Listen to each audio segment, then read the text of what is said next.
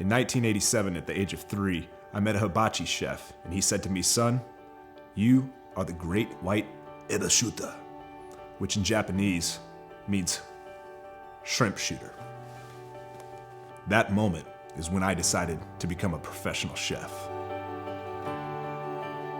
It's not just the food, it's the emotional connection that you have to have with the food and the alcohol.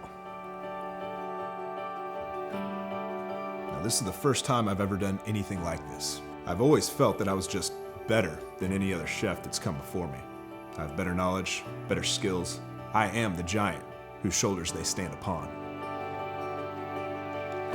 Now, I focus on techniques rather than recipes because it's the techniques that really makes you look like you know what you're doing, even though you don't. Oh!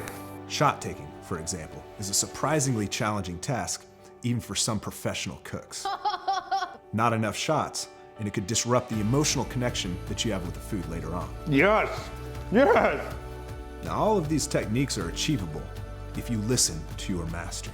Every technique that I show you, we use on my show. We want to give you the skills to be able to create healthy and idiot-proof meals.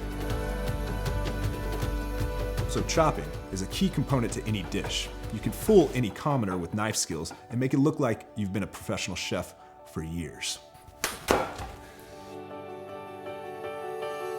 If you go through the steps, if you take your shots, if you're patient, you will succeed. Everything that I teach here will last you a lifetime. I want you to be able to master each one of my techniques. You will gain the confidence and courage to feed yourself. I am David Becker, and this is my masterclass.